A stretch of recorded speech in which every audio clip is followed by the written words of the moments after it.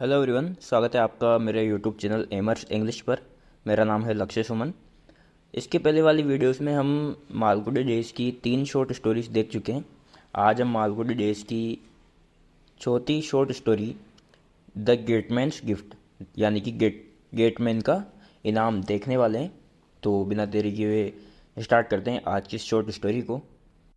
जब एक दर्जन आदमी खुलेआम या इशारे से किसी आदमी को पागल कहना शुरू कर दें तो वह खुद भी अपने पर शक करने लगता है। भूतपूर्व गेटकीपर गोविंद सिंह के साथ भी यही हुआ। इस स्टोरी में गेटकीपर यानी गेटमैन का नाम है गोविंद सिंह, और इसके लिए लोगों को दोष देना भी गलत है। ऐसे आदमी के लिए आप भी क्या कहेंगे जो अपने हाथ में एक रजिस्टर्ड लिफाफा लिए आपके पास आए और पूछे, मुझे बताइए कि इसके भीतर क्या है। इस बात का जवाब यही होगा कि खोलो और देख लो। लेकिन इस बात से वह इतना डर जाता है जिसका जवाब नहीं नहीं नहीं मैं ये नहीं कर सकता, ये अगर वह अपने और किसी दूसरे परिचित के पास जा खड़ा होता और यही सवाल उससे भी करने लगता, सब उसे यही जवाब देते तो वह कहने लगता कि आप सब पागल हैं। फिर किसी ने उससे कहा कि अगर तुम इसे खोलना भी नहीं चाहते और जानना भी नहीं चाहते तो इसके भीतर क्या है, तो एक्सरे करवाने के लिए इसे किसी अस्पताल ले जाओ। यह सलाह उसे एक पूर्व कंपाउंडर ने दी थी जो दूसरी सड़क पर रहता था। दरअसल इस स्टोरी में बात यह है कि जो गेटमैन होते हैं गोविंद सिंह, ये एक कंपनी में गेट कीपर रहते हैं और वहाँ से इन्हें एक लेटर मिलता है और ये डर जाते हैं कि इस लेटर में ज़रूर मेरे लिए कुछ गलत होगा। तो ये उस लेटर को खोलते भी नहीं हैं और जानना भी चाहते हैं कि उसमें क्या लिखा होता है। तो स्टोरी में आगे बढ़ते हैं। ये क्या होता है, गोविंद सिंह ने पूछा, मतलब एक्सरे की पूछा कि एक्सरे क्या होता है। जब उसे एक्सरे क्या होता है यह समझाया गया तो वह पूछने लगा, ऐसा अस्पताल कहाँ मिलेगा जिसमें एक्सरे होता है। लेकिन इस विषय से आगे बढ़ने से पहले हमें ये जानना पड़ेगा कि ये समस्या पैदा क्यों हुई। अब यहाँ पर आगे से स्टोरी बताई जा रही है कि ये शुरुआत कहाँ से हुई। 1914 से 18 के पहले विश्व युद्ध के बाद जिसमें वह लड़ा था, मतलब वह पहले विश्व युद्ध में भी लड़ा था, उसे इंग्लैंडियों दफ्तर में गेटकीपर की नौकरी के लिए सिफारिश चिट्ठी दी गई थी। यानी इंग्लैंड का कोई दफ्तर था जो भारत में था, तो उसमें गेटकीपर की नौकरी के लिए सिफारिश चिट्ठी दी गई थी। यह काम बहुत अच्छा लगा उसे ये काम बहुत अच्छा लगा। उसे एक खाकी ड्रेस पहनने को दी गई जिसके कंधे पर एक चमकदार पट्टी थी और हाथ में रखने के लिए एक छोटी सी छड़ी दी गई। छड़ी हाथ में पकड़कर वह गेट पर रखे एक स्टूल पर बैठ गया। मैनेजर की गाड़ी जब फाटक से घुसती तब सीधे खड़े होकर वह उसे मिलिट्री सैल्यूट मारता। दफ्तर में 100 के करीब कर्मचारी थे और जब वे भीतर आते या बाहर जाते तो वह उन सब पर नज़र रखता। समय समाप्त होने पर जब जनरल मैनेजर सीढ़ियों से खटखट करता नीचे उतरता तो वह सीधा तनकर खड़ा हो जाता और उसके जाने के बाद सभी 100 कर्मचारी एक एक करके बाहर निकलना शुरू हो जाते। फिर वह दरवाज़ा बंद कर देता, स्टूल उठाकर भीतर रखता और उसी पर अपनी छड़ी भी तिरछी करके टिका देता। फिर बाहर निकलकर वह मुख्य फाटक का ताला लगाकर उसे भी सील कर देता। यह उसकी डेली का रूटीन था। इस तरह उसने नौकरी के 25 साल गुजार दिए थे। 25 साल तक उसने ये नौकरी की थी गेटकीपर की, और फिर पेंशन दी जाने की प्रार्थना की थी। अब वह रिटायर होने की बात न सोचता, लेकिन अब उसकी नज़र कमज़ोर हो चली थी। अब वो बूढ़ा हो गया था और कान भी ऊंचा सुनने लगे थे, और मैनेजर जब सीढ़ियों से नीचे उतरते तो उसे सुनाई नहीं पड़ता कि वे आ रहे हैं। 10 कदम दूरी पर आ रहे व्यक्ति को वह पहचान नहीं पाता था कि कौन आ रहा है। उसे कंपनी अध्यक्ष के सामने पेश किया गया, मतलब कि अब वो बूढ़ा हो गया था तो वो सुन भी नहीं पाता था, तो जो कंपनी का मैनेजर था उसके सामने उसे पेश किया गया, जिसने कागजों से सिर उठाकर कहा, तुम्हारे काम से कंपनी बहुत संतुष्ट है, इसलिए उसने तुम्हें आजीवन 12 रुपये महीने की पेंशन देने का फैसला किया है। यानी कि यहाँ पर अब गोविंद सिंह को रिटायर कर देते हैं और उन्हें 12 रुपये महीने की पेंशन देते हैं। गोविंद सिंह ने एड़ियाँ जमाकर सिर उठाकर सैल्यूट किया, फिर पीछे घूमकर प्रसन्न मन से कमरे के बाहर निकल आया। यह दूसरी बार अध्यक्ष ने उससे बात की थी। पहली बार तब जब उसे इस कंपनी में नौकरी दी गई थी, और जब वह जैसे ही अपनी ड्यूटी पर आकर खड़ा हुआ था अध्यक्ष ने भी दफ्तर में पैर रखा। मतलब जब वो फर्स्ट बार जॉब पर आया था तब। नया आदमी देखकर उसने पूछा था, कौन हो तुम, और उसने सैल्यूट मारकर फुर्ती से जवाब दिया था, सर मैं नया गेटमैन हूँ। उसके बाद 25 साल बाद यह दूसरी बार बात हुई थी। यानी अध्यक्ष ने केवल एक बार तो जब वो फर्स्ट दिन नौकरी पर आया था तब बात की थी, और अब ये रिटायरमेंट के दिन बात की थी। दोनों दफ़ा यद्यपि अध्यक्ष ने बहुत कम शब्द बोले थे, उन्हें सुनकर उसमें मानो बिजली दौड़ गई। सिंह की नज़रों में वह देवता के समान था, यानी जो मैनेजर था वो गोविंद सिंह की नज़रों में एक देवता के समान था। और देवता भी ज़िंदगी में कभी कभी प्रकट होकर दो चार शब्द ही बोलते हैं। कई दफ़ा जब वह चुप बैठा सोचता रहता तो उसके दिमाग में अध्यक्ष की गरिमा और व्यक्तित्व की तस्वीर बनती रहती। पेंशन मिलने के बाद भी उसकी ज़िंदगी उसी तरह सुख से बीतती रही।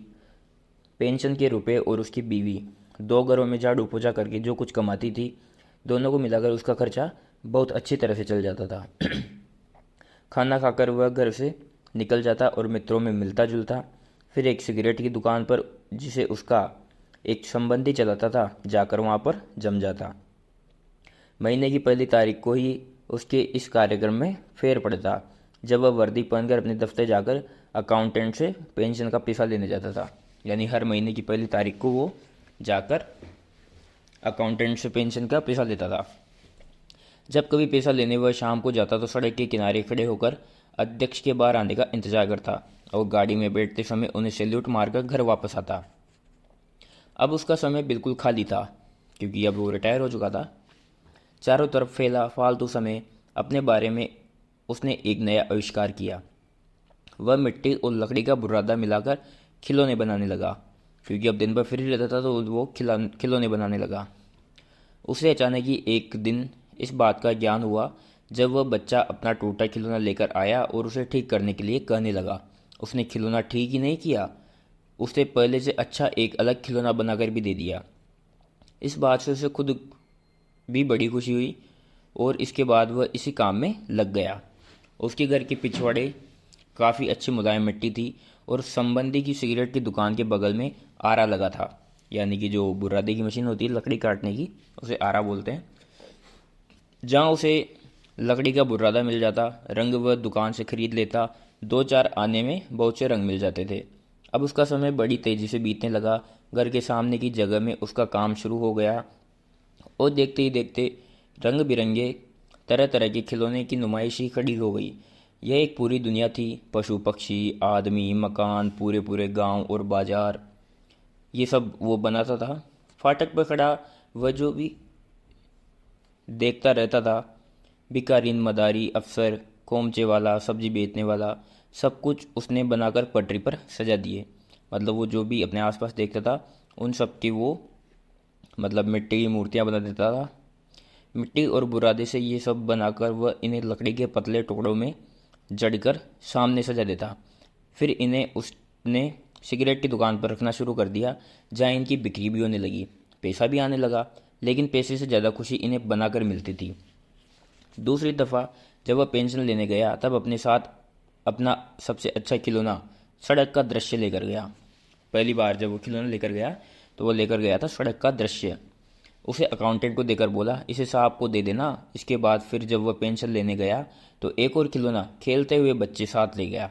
मतलब खेलते हुए बच्चों का खिलौना था जो ले गया। पहली बार में तो वो सड़क का दृश्य ले गया, दूसरी बार में वे खेलते हुए बच्चों का जो खिलौना था वो ले गया और उसे भी अकाउंट को दे आया। पूछा, साहब को मेरा खिलौना कैसा लगा?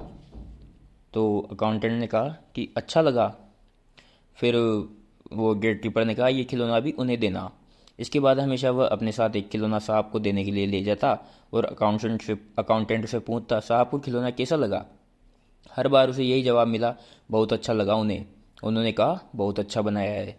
इसके बाद उसने एक बहुत बड़ा खिलौना बनाया। उसमें उसने दफ्तर का फाटक बनाया। गेट पर वह वर्दी पहने खड़ा था। अब मतलब कि जो उसने बहुत बड़ा खिलौना बनाया था उसमें था कि वो दफ्तर का फाटक बनाया और गेट पर वो वर्दी पहने खड़ा था। साहब गाड़ी से उतर रहे हैं और सारा नज़ारा बड़ी कुशलता से अंकित किया गया। यानी कि जैसा वह गेटमैन था तो उसका डेली का रूटीन था कि साहब आते थे उनको सैल्यूट करता था, वैसा ही उसने फ़ोटो बनाकर दे दिया। यह सब बहुत शानदार लगा यह सबको बहुत शानदार लगा और उसे खुद अपने पुराने दिनों की याद आ गई। इसे भी साहब को देने के लिए वह अकाउंटेंट को दे आया। इसे देखने सारे दफ्तर के लोग जमा हो गए और वाह वाह कहने लगे। एक बोला, तुम खुद भी इसमें बड़ी शान से खड़े हो। इतनी तारीफ सुनकर उसे कुछ डर भी लगा। वह बोला, साहब इसे देखकर खफा तो नहीं होंगे? अकाउंटेंट ने कहा, नहीं नहीं, खफा क्यों होने लगे? और पेंशन के पैसे उसे पकड़ा दिए। एक हफ्ते बाद जब वह घर के बाहर पत्थर पर बैठा मिट्टी मल रहा था, डाकिया आया और कहने लगा, तुम्हारी रजिस्ट्री आई है। उसे ताजुब हुआ, बोला, मेरे लिए रजिस्ट्री? उसे तो साधारण चिट्ठियां लेते हुए भी डर लगता था। अब तक सारी जिंदगी में उसके लिए 3 ही चिट्ठियां आई थी, और जब तक वह इन्हें पढ़वा कर सुन लेता था कि क्या लिखा है, तब तक वह कांपता ही रहता था। और अब अचानक से रजिस्टर्ड चिट्ठी आ पहुंची थी। रजिस्टर्ड चिट्ठी मतलब कि जैसे कोई अधिकारी की तरफ से आती है, तो वो रजिस्टर्ड चिट्ठी ही थी। उसने उसके लिए पहले रजिस्टर्ड चिट्ठी, रजिस्ट्री से तो वकील ही चिट्ठियां भेजते हैं ना, वह परेशानी से कहने लगा। यानी कि ये चिट्ठी वकील की तरफ से आई है, जो वकील भेजते हैं वो रजिस्टर्ड चिट्ठियां होती है। पोस्टमैन ने जवाब दिया, हाँ हाँ, तो यही है। फिर उसने कहा कि तुम इसे वापस ले जाओ, मुझे नहीं चाहिए। फिर पोस्टमैन ने कहा, तो मैं इस पर लिख दूं वापस की? फिर गोविंद सिंह ने उत्तर दिया, नहीं नहीं, इसे ले जाओ और कह देना कि मैं मिला ही नहीं। पोस्टमैन ने गंभीर होकर कहा, यह नहीं हो सकता। अब गोविंद सिंह को दस्तखत करने और चिट्ठी ले लेने के अलावा कोई उपाय नहीं सूझा। चिट्ठी लेकर वह जमीन पर बैठ गया और उसी को घूरने लगा। पत्नी बाहर गई थी, जब लौटी तो इस तरह चुप बैठा देखकर पूछने लगी, क्या बात है, यह तुम्हारे हाथ में क्या है? घुटी सी आवाज़ में उसने कहा, यह रजिस्ट्री आई है, और चिट्ठी उसकी ओर फेंक दी। फिर पत्नी ने पूछा, क्या है इसमें?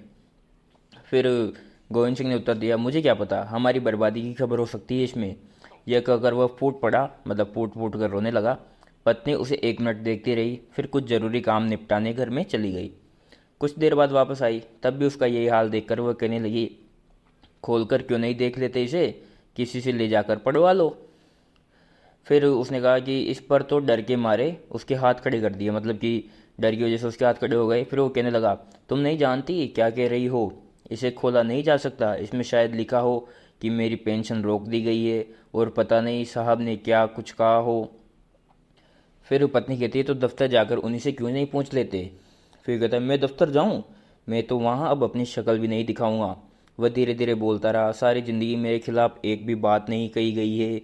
अब वह कांपने लगा। मैं जानता था दफ्तर का मॉडल बनाकर मैं परेशानी मोल ले रहा हूँ। पहले भी जब मैं कुछ बनाकर ले जाता था तो सारा दफ्तर इकट्ठा होकर तारीफ करने लगता था। यह सब भी साहब के कानों में ज़रूर पहुंचा होगा। मतलब कि यहाँ उसके मन में डर आ जाता है कि जो मैंने दफ्तर का सीन बनाकर वो जो खिलौना बनाया था, उससे हो सकता है कि साहब नाराज़ हो गए हों और उन्होंने मेरी पेंशन बंद कर दी हो, या इसमें मेरी कुछ बर्बादी का कारण लिखा हो। तो वह घबरा जाता है और चिट्ठी नहीं खोलता है। यह सब वो कहता है, चिट्ठी हाथ में लिए वह घूमता रहा। खाने में उसकी रुचि बिल्कुल ख़त्म हो गई, और जो साफ सुथरी सैनिक की उसकी ज़िंदगी को देखते हुए लोगों को बहुत अजीब लगता था। मतलब कि वो घूमता रहता था और खाने वाने में उसकी रुचि ख़त्म हो गई, और जो आसपास के लोग थे वह देखकर हैरान हो जाते थे कि जो एक साफ सुथरी उसकी ज़िंदगी थी वो अब कैसी अजीब हो गई है। उसकी पत्नी की मानसिक शांति भी समाप्त हो गई थी। वह भी पति के लिए बहुत चिंतित रहने लगी थी। उसे जो भी मिलता उससे वह यह सवाल करता, इस पत्र में क्या है, मुझे बताओ। लेकिन वह इसके लिए तैयार नहीं होता था। ये पत्र खोलकर देखे कि उसमें क्या लिखा है। मतलब वो पत्र भी नहीं खोलने देता था और पूछता भी था कि इसमें क्या है।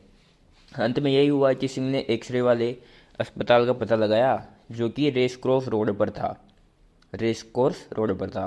जब वह फाटक पर पहुंचा तो देखा कि वहां गाड़ियों की लाइन लगी है और बाहर एक गोरखा सिपाही खड़ा था।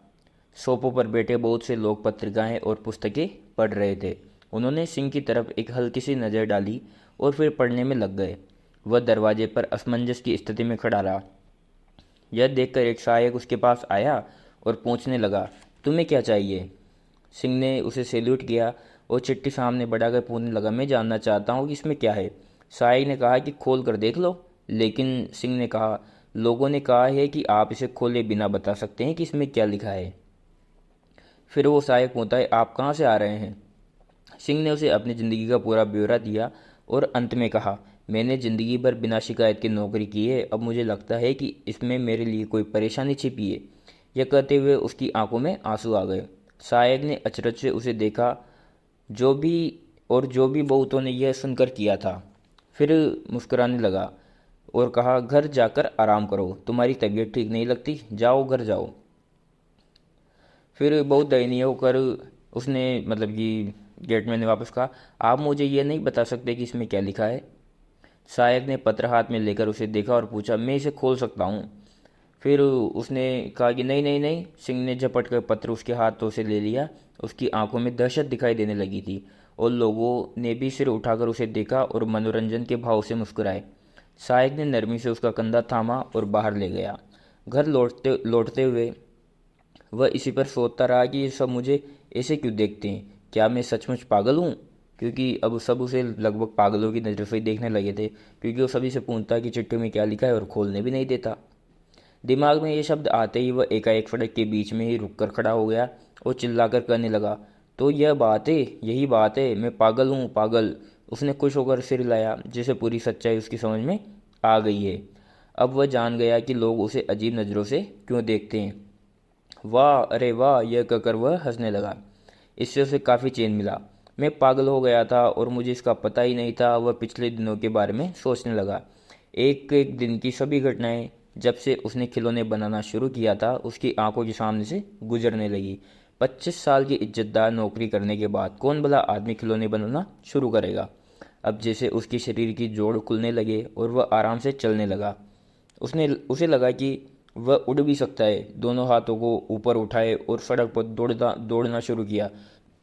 लोग उसे देखने के लिए रुक गए तो वह चिल्लाकर कहने लगा, मुझ पर मत हंसो, मैं तो पागल हूँ। कौन जानता है, तुम भी अगर मेरी तरह खिलौने बनाने लगोगे तो पागल हो जाओगे। यह कहकर वह भीड़ के बीच चिल्लाता हुआ दौड़ने लगा। तभी उसने देखा स्कूल से बहुत से बच्चे निकलकर आ रहे थे। उसने सोचा, शोर का अभिनय करके इनका मनोरंजन करूं। वह जमीन के हाथ पैर के बल चलकर गुर्राता हुआ बच्चों की तरफ जाने लगा। जब वह घर पहुंचा उसकी हालत बुरी हो गई थी। पत्नी मसाला पीस रही थी। उसे देखकर बोली, यह क्या तमाशा है? इसके बालों में धूल भरी थी और सारा शरीर कीचड़ से सना था। वह ठड्डे मारकर हंस रहा था, इसलिए बोल भी नहीं पा रहा था। पता है क्या क्या हुआ? पत्नी पूछी, क्या हुआ? मैं पागल हूँ, मैं पागल हूँ, अब मुझे पता चल गया है। उसने कोने में रखी टोकरी उठाई और उसमें से मिट्टी लेकर एक टोपा बनाया। फिर उसे सिर पर लगा लिया। नीचे ज़मीन पर नए बनाए खिलौने रखे थे। पिछली दफ़ा दफ्तर जाने के बाद से उसने गांव का एक मॉडल बनाना शुरू किया था। इसमें एक सड़क भी थी, लाल टाइलों से बने मकान थे, नारियल के पेड़ों पर हरे फल लटक रहे थे। औरतें रंग बिरंगी साड़ियाँ पहने सिर पर पानी से भरे बर्तन लिए जा रही थी। यह प्रेरणा उसके अपने बचपन के दिनों की यादों से थे, जो उसने गांव में बिताई थी। आज तक बनाए सब मॉडल में इतना बड़ा और शानदार यह पहला प्रयत्न था। इस पर काम करते हुए वह अपार सुख का अनुभव करता रहा था। इसे मैं अपने पास ही रखूँगा। यह मेरे बचपन की यादगार है। इसे मैं किसी नुमाइश में रखूँगा। इसके लिए मुझे मेडल मिलेगा। वह खजाने की तरह इसकी रक्षा करता था। ये सब वो कहता था। जब यह गीला था वह अपनी पत्नी को इससे 10 गज दूर तक चलने के लिए भी नहीं देता था। कहता था, इससे दूर रहना, इस गांव तक तुम्हारे पैरों की धूल नहीं पहुंचनी चाहिए। अब पागल की तरह उसने इसे देखा, फिर पैर उठाकर उसे कुचलना शुरू कर दिया। जिस पर उसने इतनी मेहनत की थी, इतनी मेहनत से बनाया था, उसी को उसने अपने पैरों से कुचल दिया। बहुत जल्द सारा मॉडल रंगीन टुकड़ों में ढेर में बदल गया। मिट्टी अभी तक गीली थी। उसने देखा सड़क पर एक गधा घूम रहा है।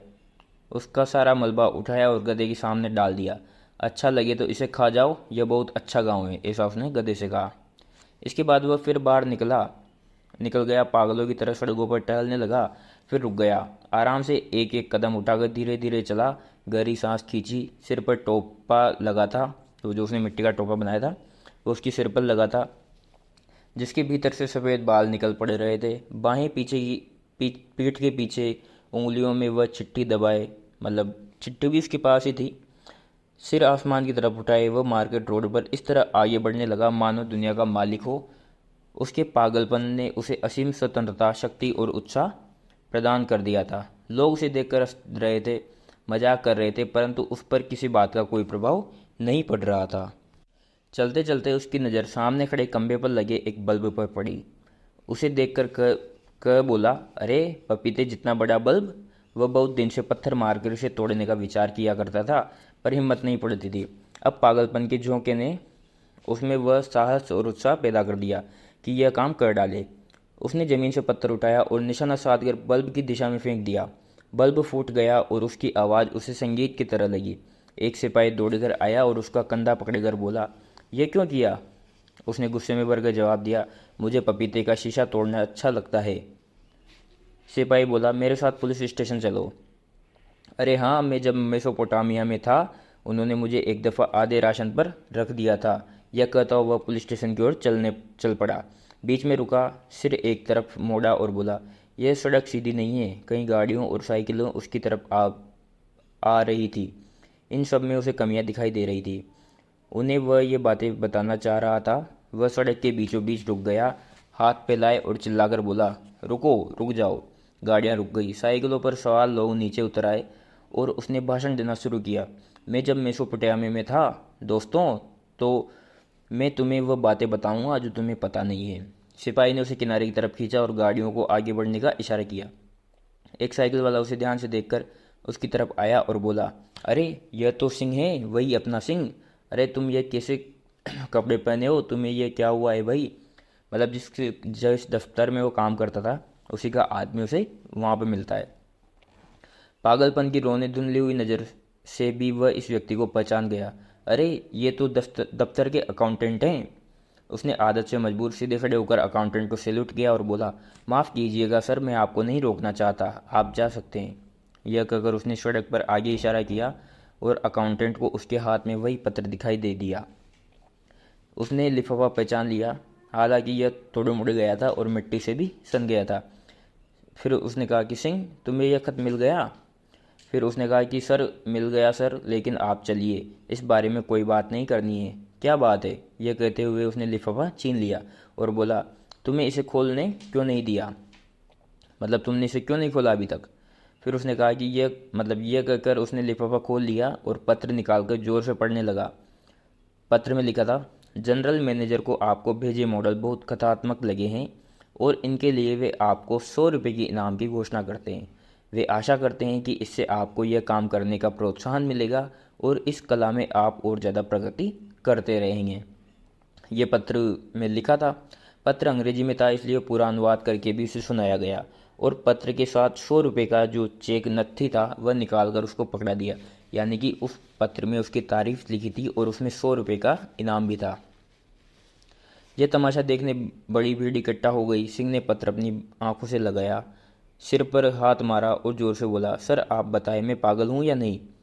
फिर अकाउंटेंट ने कहा, तुम बिल्कुल ठीक लग रहे हो, तुम पागल बिल्कुल नहीं हो। सिंह यह सुनकर उसके पैरों पर गिरा और पड़ा और बोला, आंखों में आंसू भरकर बोला, सर आप देवता हैं जो मुझे पागल नहीं कह रहे हैं। यह सुनकर मैं बहुत खुश हुआ। फिर मतलब कि वहाँ जितने आदमी थे वो सब आए और उसको घेर लिया और पूछने लगे, अब क्या बना रहे हो कलाकार? फिर उसने कहा, कुछ नहीं सर, मैं अब कुछ नहीं बनाता, यह भले आदमी का काम नहीं है। यह कहकर उसने पैसे लिए और तेज कदमों से बाहर निकल आया, मतलब वहाँ भीड़ से बाहर निकल आया और यहाँ से स्टोरी ख़त्म हो गई। मतलब कि उस पत्र में कुछ नहीं लिखा था, उसके लिए पैसे थे और उसकी तारीफ लिखी थी, लेकिन उसने सोचा कि इसमें मेरी कोई बर्बादी की वजह लिखी होगी या मुझे बर्बाद करने का कोई लिखा होगा, तो वह नहीं पढ़ता है और लास्ट में फिर अकाउंटेंट मिलता है और वही बताता है और इस तरीके से ये स्टोरी ख़त्म होती है। तो हमने मालगुडी डेज़ की जो 4 शॉर्ट स्टोरीज़ है वो पूरी कर ली है। मुझे उम्मीद करता हूँ कि आपको पसंद आ रही होगी। मिलते हैं नेक्स्ट वीडियो में अगली शॉर्ट स्टोरी के साथ। Thank you.